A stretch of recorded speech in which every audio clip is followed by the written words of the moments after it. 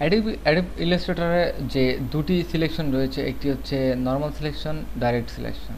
Adobe ফটোশপের ক্ষেত্রেও দুটি selection, normal selection, direct selection. মনে রাখবেন ডাইরেক্ট সিলেকশন আপনার যে প্যাথগুলো রয়েছে, এর যে অ্যাঙ্কর পয়েন্টগুলো রয়েছে, এই অ্যাঙ্কর পয়েন্ট সিলেক্ট করার ক্ষেত্রে এটি ব্যবহার করতে পারেন।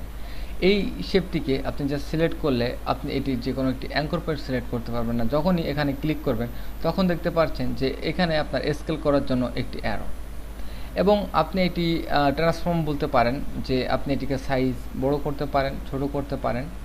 তো এটি নিয়ে আমি জাস্ট পরে আলোচনা করি, কারণ নর্মাল অবস্থায় আমরা এটিকে জাস্ট স্কেল করতে পারি। আবারও এখানে আমরা দেখতে পাচ্ছি স্কেল করার জন্য স্কেল টুল। তো স্কেল টুল আমরা যখন সিলেক্ট করব তখন এখান থেকে আপনি সিলেক্ট করে এইভাবে স্কেল করতে পারেন।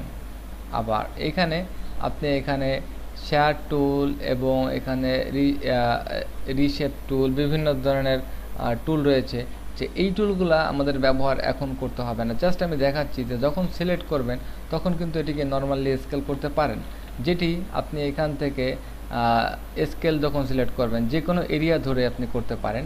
আর যদি এখান থেকে সিলেকশন দেন তাহলে এই এরিয়া ধরে আপনি জাস্ট মুভ করতে পারবেন এবং যে কোনো কর্নারে গিয়ে আপনি এটিকে স্কেল করতে পারেন। তবে মজার ব্যাপার হচ্ছে যে আপনি যখন একটি কর্নারে ক্লিক করবেন তখন এই স্কেলের আইকন যখন আপনি ডাইরেক্ট সিলেকশনে থাকবে তখন দেখাবে না, যে কোনো একটি পয়েন্ট। এবং আপনি এবার পয়েন্টে ধরে যদি এটিকে টান দেন তাহলে একটি পয়েন্ট সিলেক্ট হবে, এবং এটি ডাইরেক্ট সিলেকশনের টুল হচ্ছে অ্যাঙ্কর পয়েন্টগুলোকে জাস্ট সিলেক্ট করা। তো একসাথে একাধিক অ্যাঙ্কর পয়েন্ট আপনি সিলেক্ট করতে পারেন। মনে করুন আপনি এই দুটি অ্যাঙ্কর পয়েন্টকে সিলেক্ট করতে চান। এখানে আমরা একটু জুম করি, জুম করার পরে দেখি যে এই দুটি অ্যাঙ্কর পয়েন্ট আমাদের ব্লু রঙের একটি ফিল কালার দিয়ে আবদ্ধ, এবং এই দুটি আমাদের সিলেক্টেড অ্যাঙ্কর পয়েন্ট। এই সিলেক্টেড অ্যাঙ্কর পয়েন্টকে আপনি যদি এখানে ক্লিক করে মুভ করান তাহলে দেখতে পাচ্ছেন যে এই দুটি পয়েন্ট জাস্ট আমাদের মুভ হয়েছে। তো আমরা যখন অনেক বড় ধরনের অবজেক্টে কাজ করব, একাধিক অ্যাঙ্কর পয়েন্ট থাকবে, যেমন এখানে স্টারে ক্লিক করে জাস্ট 5 না 10 স্টার এবং ওকে।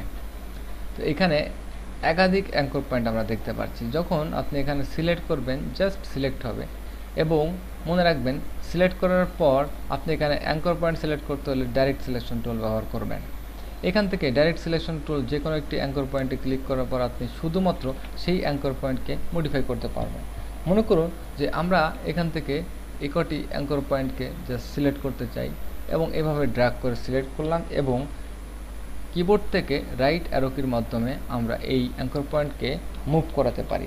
এমনকি ডিলিট কি প্রেস করে আমরা এই অ্যাঙ্কর পয়েন্টকে ডিলিট করে দিতে পারি, এবং দেখতে পাচ্ছি যে আমাদের যে স্টারের অর্ধ অংশটি আমাদের অ্যাঙ্কর পয়েন্টের কারণে ডিলিট হয়ে যাবে। এবং অ্যাঙ্কর পয়েন্ট কেন দরকার? অ্যাঙ্কর পয়েন্ট ছাড়া আপনি অ্যাডোব ইলাস্ট্রেটরে কোনো কাজ করতে পারবেন না, কারণ যেহেতু এটি একটি ভেক্টর বেস অ্যাপ্লিকেশন। আরও কিছু দিকসমূহ আমরা দেখি। সিলেকশনের ক্ষেত্রে আপনি যেমন সিলেক্ট করে এটিকে স্কেল করতে পারেন, এবং স্কেল করার ক্ষেত্রে আপনি দেখতে পাচ্ছেন যখন শিফট চেপে স্কেল করবেন তখন সমান অ্যাসপেক্ট রেশিওয় বড় হবে এবং ছোট হবে। যখন আপনি শিফট ছাড়া নর্মালি এটিকে স্কেল করবেন তখন যে অংশটি ধরবেন শুধুমাত্র সেই অংশটি টেনে আপনি বড় করতে পারবেন। এছাড়া যখন আপনি অল্টার টেনে এটিকে বড় করবেন তখন আপনি দেখতে পাবেন ঠিক সেন্টার পয়েন্ট থেকে এটি বড় ছোট হবে। যখন আপনি অল্টার শিফট চেপে বড় করবেন তখন same aspect ratio centre point থেকে বড় ছোট হবে। এবার আসুন আমরা আরেকটি জিনিস, যেটি হচ্ছে কন্ট্রোল। যখন আপনি কন্ট্রোল কি প্রেস করবেন এবং কন্ট্রোল কি প্রেস করার সাথে সাথে আপনার লাস্ট সিলেকশন ছিল আপনার ডাইরেক্ট সিলেকশন টুল, আপনি যে কোনো সময় কন্ট্রোল কি দিয়ে ডাইরেক্ট সিলেকশন টুলের মাধ্যমে এভাবে সিলেক্ট করে এটিকে মুভ করাতে পারেন। আবার যখন কন্ট্রোল কি ছেড়ে দেবেন তখন আপনি দেখবেন যে নর্মাল আপনার সিলেকশনটি আবার চলে আসবে। তো এখানে কিন্তু কন্ট্রোল কি চেপে ধরার পর আমার ডাইরেক্ট সিলেকশন টুল সিলেক্ট হয়নি, তারপরও আমি যে কোনো সময় আমি আমার ডাইরেক্ট সিলেকশন টুলের মাধ্যমে অ্যাঙ্কর পয়েন্টকে মডিফাই করতে পারি। এইবার আসুন আমাদের সিলেকশনের আরেকটি অ্যাডভান্স গাইড। যখন আপনি সিলেকশন করবেন তখন এখানে আমরা দেখতে পাচ্ছি ঠিক 3-4 রকমের কালার, এবং আমি জাস্ট এটিকে কপি করি, সাইজে ছোটো করি। এবার আসুন যখন আপনি সিলেকশন করবেন এখান থেকে আপনি কিছু অপশন সিলেক্ট করতে পারেন, যেমন ফিল কালার। এখান থেকে আপনি যখন একটিকে ক্লিক করবেন, ক্লিক করার পর এখানে জাস্ট ফিল কালারে ক্লিক করবেন, তখন এই 3টি সেম ফিল কালারের অবজেক্ট সিলেক্ট হবে। আপনি যে কোনো একটি অবজেক্টকে সিলেক্ট করবেন এবং এখান থেকে জাস্ট আপনার সিলেক্ট করা ছিল ফিল কালার, এবং আপনি ক্লিক করার সাথে আপনি দেখতে পাবেন সেম যে ফিল কালার রয়েছে সেই অবজেক্টগুলো শুধু সিলেক্ট হবে। তো আপনি এখান থেকে fill colour, stroke colour, fill এবং স্ট্রোক কালার হোয়াইট এবং অপাসিটি অ্যাপিয়ারেন্স, মনে করুন যে আমাদের এখানে জাস্ট দুটিতে আমরা স্ট্রোক ব্যবহার করব এবং স্ট্রোক কালারটি জাস্ট ডিফারেন্স কোনো কালার,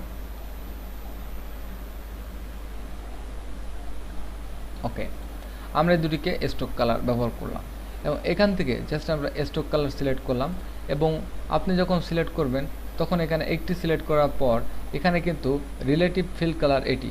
তো আমরা যখন স্ট্রোক কালার সিলেক্ট করে এখান থেকে সিলেক্টে ক্লিক করব তখন খেয়াল করবেন যে এটি সিলেক্ট হবে, এটি এবং এটির যে স্ট্রোক কালারের ভিতরে যে মিলটি রয়েছে সেটি ফলো করে সিলেক্ট হবে। অনেক চমৎকার অপশন অ্যাডোব ইলাস্ট্রেটরের ক্ষেত্রে এবং আশা করি যে নেক্সট ক্লিপ থেকে আমরা আরও সুন্দর সুন্দর অপশনের সাথে পরিচিত হতে পারবো।